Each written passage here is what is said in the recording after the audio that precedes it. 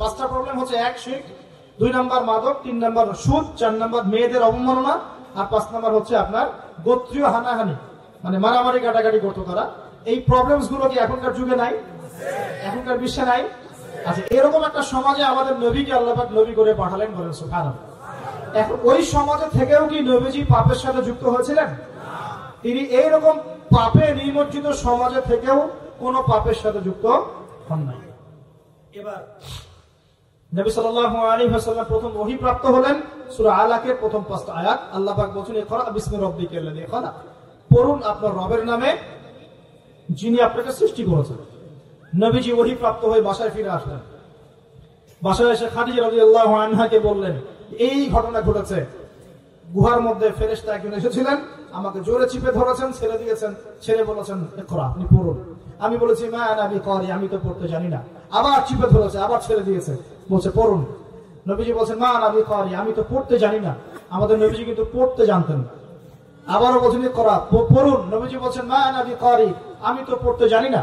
চতুর্থবার তিনি বলছেন ইকরা বিসমি রাব্বিকাল্লাযী খালাক, খালাকাল ইনসানা মিন আলাক, ইকরা ওয়া রাব্বুকাল আকরাম আল্লাযী আল্লামা বিল কলম আল্লামাল ইনসানা মা লাম ইয়ালাম। এবার খাদিজা রাদিয়াল্লাহু আনহা তিনি মুসলিম হয়েছেন। তার চাচাতো ভাই ওয়ারাকা বিন নাফেলের কাছে নিয়ে গেছেন। তিনি বলেছেন যে হ্যাঁ, তোমার কাছে যে এসেছিল তার নাম নামুস, মানে জিবরাইল আলাইহিস সালাম। তুমি নবুয়ত পেয়েছো, এখন তোমার এলাকার মানুষ তোমাকে বের করে দিবে। নবীজি বলছেন আমার এলাকার মানুষ আমাকে বের করে দিবে? আওয়া মুখরিজিয়াহুম, তারা কি আমাকে বের করে দিবে? তখন নবীজিকে বলা হচ্ছে হ্যাঁ, এর আগে যার কাছে এই ওহী এসেছে তাকেই তার কম বের করে দিয়েছে। নবীজি দাওয়াতি কাজ করতে থাকলেন। প্রথম 3 বছর গোপন দাওয়াত। কয় বছর?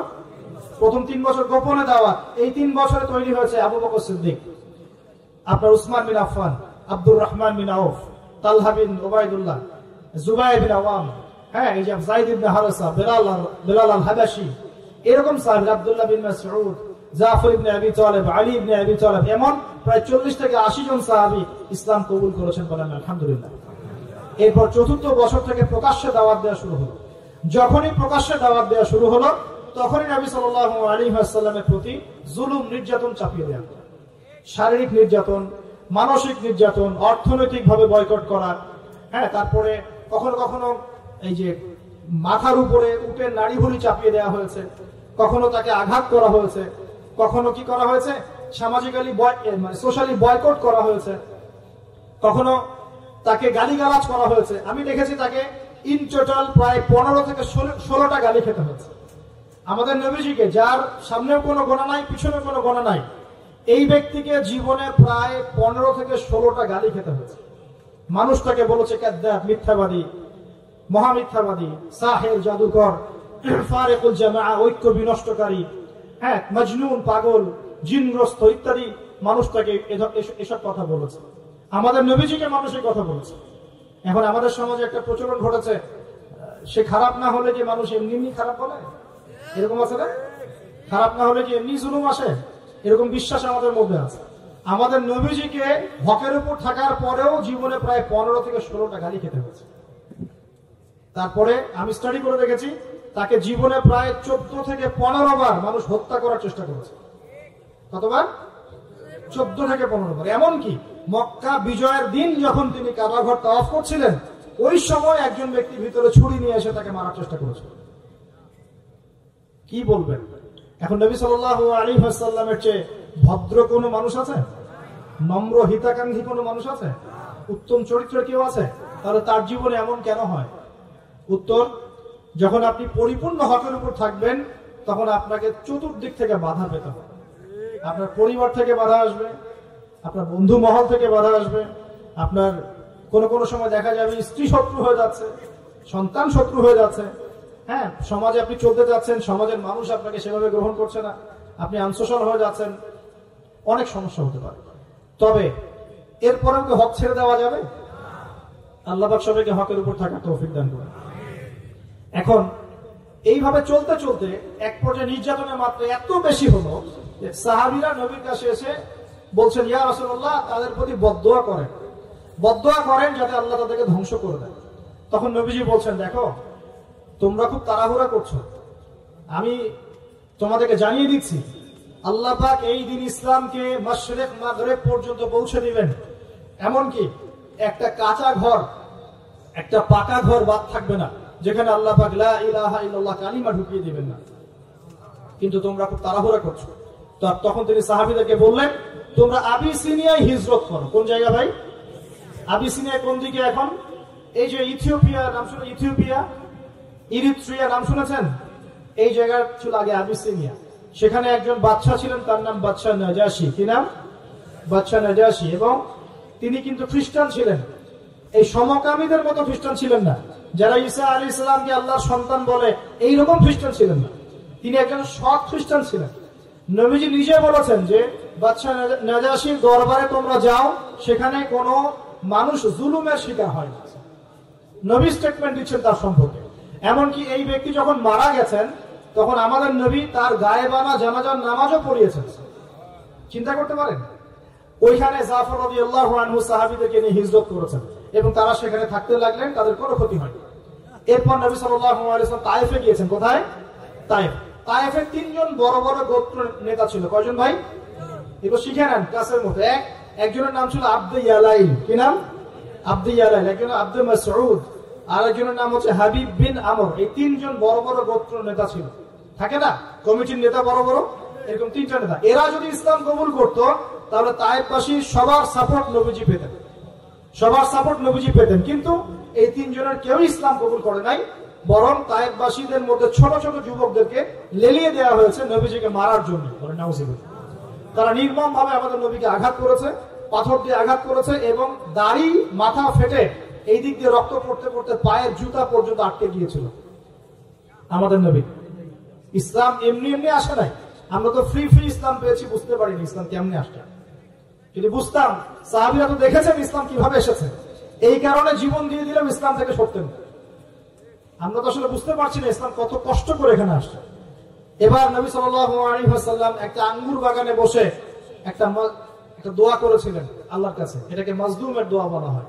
ওই সময় জিবরাইল আলাইহিস সালাম এবং পাহাড় পর্বতের ফেরেশতা এসেছিলেন, এসে বলেছিলেন, ইয়া রাসূলুল্লাহ, খালি একবার বলেন তাহলে এই তায়েফবাসীকে দুই পাহাড়ের মাঝখানে ফেলে পিষে দিব। নবীজি বলছেন, বাল আরজু, বরং আমি আশা করি, বরং আমি এটা আশা করি, আইয়ুখরিজাল্লাহু মিন আসলাবিহিম কওমান, আল্লাহ পাক তাদের ঔরস থেকে এমন সম্প্রদায় নিয়ে আসুক, আল্লাযীনা ইয়াবুদুনাল্লাহ, যারা আল্লাহর ইবাদত করবে, ওয়ালা ইউশরিকুনা বিহি শাইআ, এবং তারা আল্লাহর সাথে কাউকে শরীক করবে। আমাদের নবী বদদোয়া না করে উল্টো দোয়া করলেন। সুবহানাল্লাহ। এই তায়েফে এখন আপনারা গিয়ে ঘুরে আসছেন না? অনেকে গেছেন হজ করতে, তোমরা করতে ঘুরে আসছেন। ওই তায়েফ ছিল জায়গা। এই তায়েফবাসী প্রথমে ইসলাম কবুল করে নাই। এরপরে নবী সাল্লাল্লাহু আলাইহি ওয়াসাল্লাম কোন রকমে মক্কা এসেছেন। আসার পরে তার যে দুজন আশ্রয়স্থল, কয়জন ভাই? একজন হচ্ছে চাচা আবু তালেব, নাম মনে আছে? সবাই নবীজির এগেইনস্টে চলে, আবু তালেব তাকে প্রোটেক্ট করেন।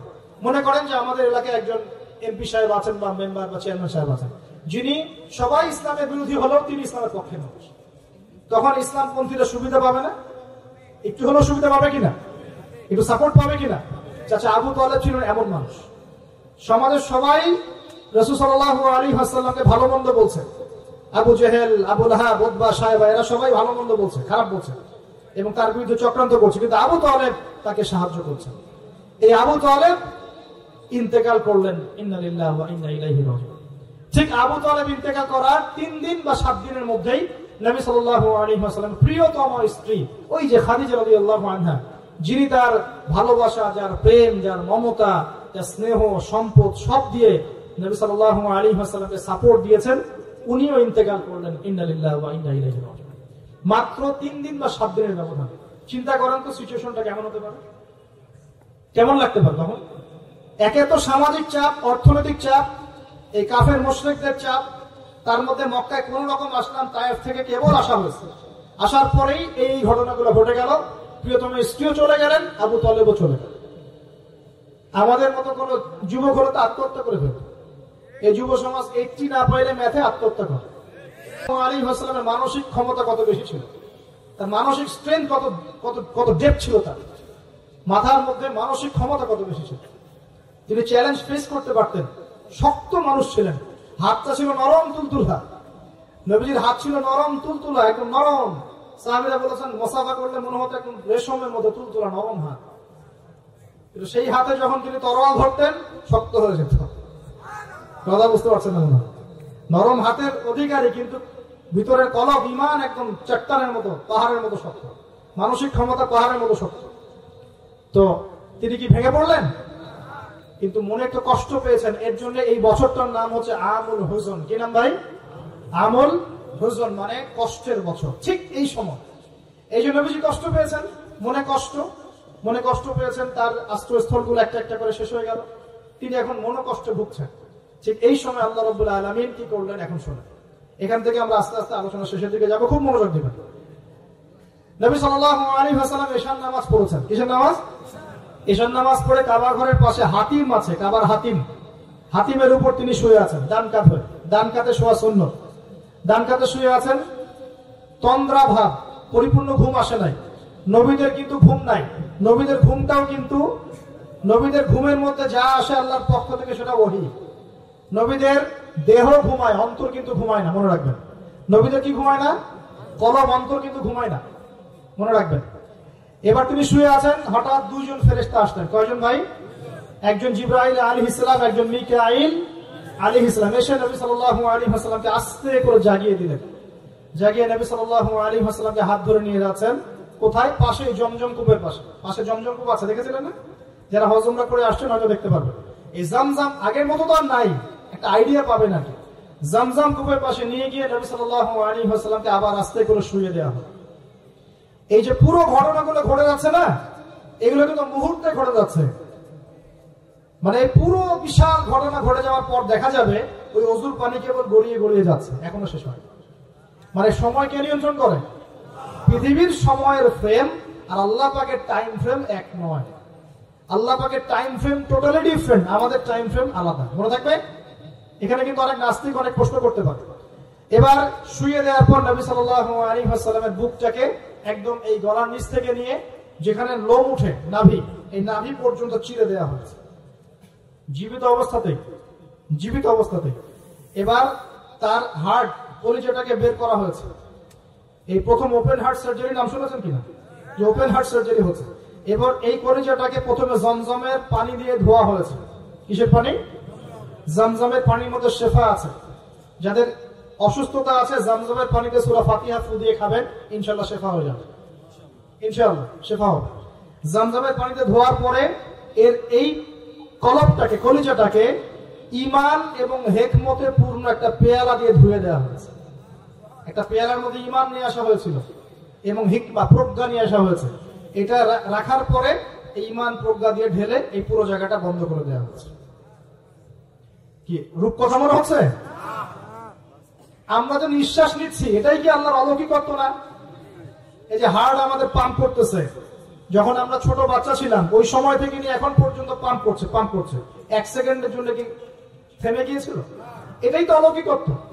যে আল্লাহ আমাদেরকে বাঁচায় রাখতে পারেন, সে আল্লাহর পক্ষে এগুলো করা কি অসম্ভব কিছু? আচ্ছা, এবার নবী সাল্লাল্লাহু আলাইহি ওয়াসাল্লামকে একটা বাহনের মধ্যে উঠানো হচ্ছে। বাহনটার নাম বোরাক। কি নাম? বোরাক। এবার বাহনটা হচ্ছে গাধার চেয়ে একটু বড়, খচ্চরের চেয়ে একটু ছোট এবং একটু লম্বা দেহের, সাদা রঙের। কি রঙের? এবার নবীজি এখানে উঠতে যাচ্ছেন, বাহনটা একটু ফাপড় নিল, একটু ভাব দেখালো। ভাব দেখানো বলেন কিনা? ওই যে আপনার গার্লফ্রেন্ড আপনার সাথে যা দেখায় আর কি, আছে তো গার্লফ্রেন্ড না ভাই? আলহামদুলিল্লাহ। তাহলে স্ত্রী তো দেখায়। স্ত্রী ভাব দেখালে সবর করতে হবে। কি করতে হবে? স্ত্রী ভাব দেখালে সবর করতে হবে, চুপ থাকতে হবে। এগুলো টিপস শেখেন, নাহলে বড় সমস্যা হইতে পারবে। স্ত্রী ভাব দেখাতে পারে, তখন সবর করতে হবে, চুপ থাকতে হবে। পরে দেখবেন ভাব নিজেই আবার ঠান্ডা হয়ে গেছে, ঠিক আছে? আর নিজে গরম হয়ে গেলে সমস্যা। আপনি গরম হয়ে গেলে পুরো একদম তরকারি পুরো যাবে একেবারে। কথা বুঝতে পারছেন? আল্লাহ বোঝার তৌফিক দান করুন। বোরাকটা ভাব দিচ্ছে আর কি। এখন বোরাককে জিবরাইল আলাইহিস সালাম বলছেন, এই শোনো, তোমাকে সৃষ্টি করার পর থেকে, ভালো করে শুনুন, তোমাকে সৃষ্টি করার পর থেকে মুহাম্মদ সাল্লাল্লাহু আলাইহি ওয়াসাল্লামের চেয়ে শ্রেষ্ঠ কোনো মানুষ তোমার গায়ে পা দেয় নাই। বলেন আল্লাহু আকবার। বলেন আল্লাহুম্মা সাল্লি আলা মুহাম্মদ, আল্লাহুম্মা বারিক আলা মুহাম্মদ। তোমাকে সৃষ্টি করার পর থেকে মুহাম্মাদের চেয়ে সাল্লাল্লাহু আলাইহি ওয়াসাল্লাম শ্রেষ্ঠ কোনো মানুষ তোমার পিছে ওঠে নাই। সুবহানাল্লাহ।